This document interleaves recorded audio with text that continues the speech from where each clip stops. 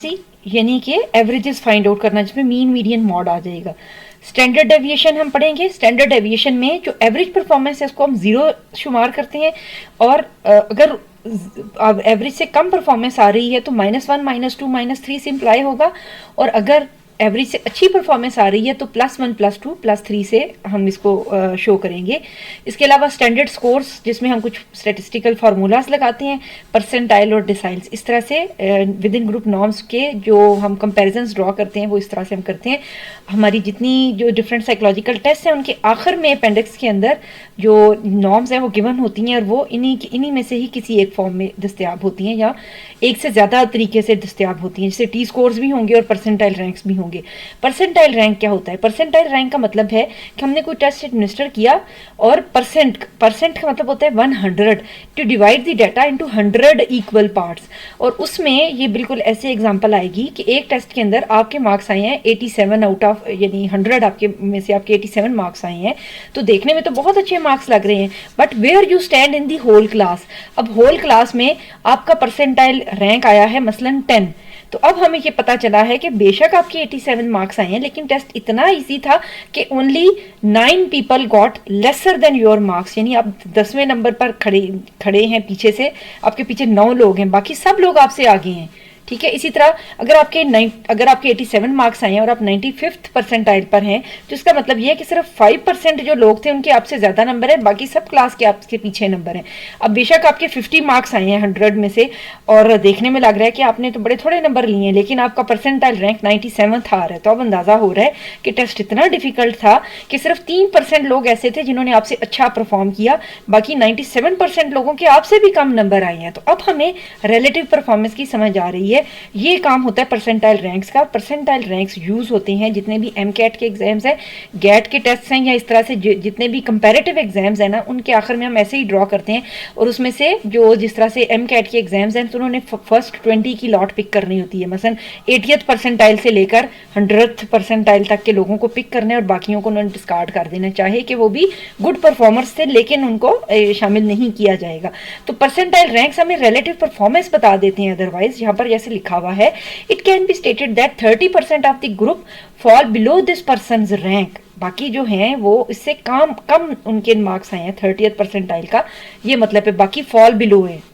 The percentile rank of 75 means that 75% fall below it, यानी अगर आपके 75th परसेंटाइल पे हैं तो बाकी सबके 75%, 75% लोग आपसे लो परफॉर्मर्स हैं।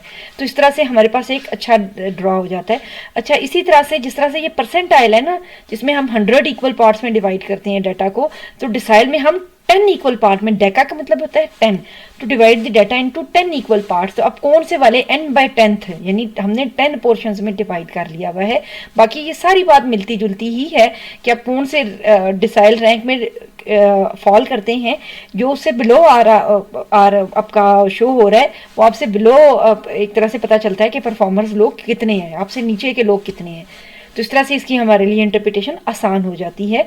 स्टैंडर्ड स्कोर्स में, जिसको हम टी स्कोर्स भी कहते हैं, इसमें हम स्टैटिस्टिकल फार्मूला हम लगाते हैं। यूजुअली जो स्टैंडर्ड डेविएशन जब हम निकालते हैं तो उसके ऊपर टी स्कोर्स हम निकालते हैं, जिसमें हम एवरेज परफॉर्मेंस को एक 0 मार्क कर लेते हैं कि एवरेज परफॉर्मेंस हमारे लिए एक 0 इंडिकेशन है, यानी यहाँ पर हमने जो हमारा कंपैरिजन ग्रुप है ये यहाँ फॉल करता है। अब हम आगे या पीछे रिलेटिव परफॉर्मेंस को मेजर कर लेंगे।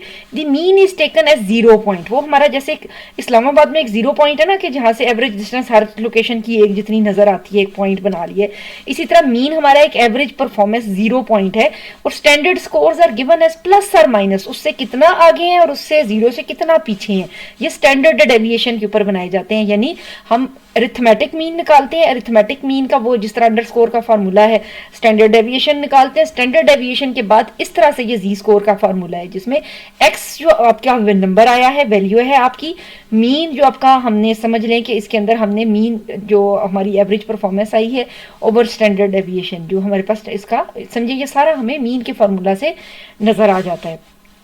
अच्छा, सम टाइम ऐसे होता है कि कई एवरेजेस का ना मीन इतना कम होता है, वैल्यूज इतनी कम होती हैं, तो हमारे लिए उसको कैलकुलेट करना मुश्किल हो जाता है। उसकी मसले के हल के लिए हमें टी स्कोर्स प्रोवाइड किए गए हैं। ये सब स्टैटिस्टिकल ओरिएंटेशन है। T scores were suggested by McCall using the T score method. The mean is set as 50, यानी कि जी स्कोर्स या उससे पीछे हम जो ले रहे थे ना स्टैंडर्ड स्कोर, उसमें तो यूजुअली हम 0 लेते हैं, लेकिन टी स्कोर्स में मीन की वैल्यू 50 हुआ करती है, whereas in terms of standard score the value of mean is 0। ये दोनों में डिफरेंस है अगर आपने फाइंड आउट करना है। आम जो हम स्टैंडर्ड स्कोर लेते हैं उसमें हम एवरेज परफॉर्मेंस को 0 करार दे लेते हैं और अपनी परफॉर्मेंस को उससे प्लस या माइनस कर लेते हैं।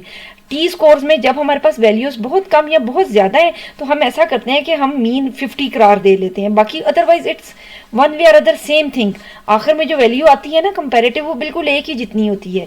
To obtain a T score the standard score is multiply by 10 and then added to or subtracted from the mean t score of 50। ये इस तरह से इसका फार्मूला है प्रॉपरली अगर हम इसको फाइंड आउट करना चाहें। साइकोलॉजी में हमें यूजुअली ये स्टेटिस्टिकल फार्मूलाज को बहुत डीपली अंडरस्टैंड करने की जरूरत नहीं है, सिर्फ ये जो गिवन था ना ऊपर ये पॉइंट्स हैं जो गिवन है कि आपने याद कर लेना है कि ये हैं क्या, और बस एक एक लाइन में भी आपको पता हो। जैसे कि मैं बता रही हूँ आपको, measure of central tendency, mean, median, mod. Standard deviation 0 is the average, and then -1, -2, -3 or +1, +2, +3. Standard score where we consider mean as 0 and then we calculate our average performance above or below it. Percentile rank और डेसिल को मैं काफ़ी explain कर चुकी हूँ, तो इनके names और बस बिल्कुल बेसिक सी डिस्क्रिप्शन अगर आपने लिख दी तो वो आपके लिए सफिशिएंट होगी। बाकी उसकी डीप इनसाइड जो फार्मूलाज के अंदर क्यों के रीजंस हैं वो हमें अभी फिलहाल उस चीज़ के डिटेल में जाने की ज़रूरत नहीं है। डेविएशन IQ इंटेलिजेंस कोटेंट है और ये IQ टेस्ट के साथ रिलेटेड होगा और सिर्फ IQ टेस्ट में ही डेविएशन IQ गिवन होगा। अब होता डीप इनसाइड हम किसी को भी स्टडी करेंगे ना नॉर्म्स निकालने में, उसमें हमेशा स्टैंडर्ड स्कोर्स की ही बात होगी। तो बेसिकली हैं ये 3 ही मेजर्स हैं हमारे, हम इन्हीं को ही मुख्तलिफ नाम रख के हम इनको इस्तेमाल कर रहे होते हैं और इन सब के अंदर भी एक रिलेशनशिप पाई जाती है। तो इस तरह से एक ओवरऑल भी हमारे पास स्टैंडर्ड बन जाता है। यानी ऐसे नहीं होगा कि स्टैंडर्ड डेविएशन में एक बंदा अबव परफॉर्मर नजर आ रहा है, स्टैंडर्ड स्कोर में वो बिलो परफॉर्मर नजर आ रहा है और परसेंटाइल में भी अगेन वो कोई मीडियोकर नजर आ रहा है। ऐसा नहीं होता। तीनों का आपस में कंपैरिजन हम ड्रॉ करें तो हमें इक्वलेंस नजर आएगी, सबका एक दूसरे के साथ एक रिलेशनशिप होता है स्टैटिस्टिकली भी।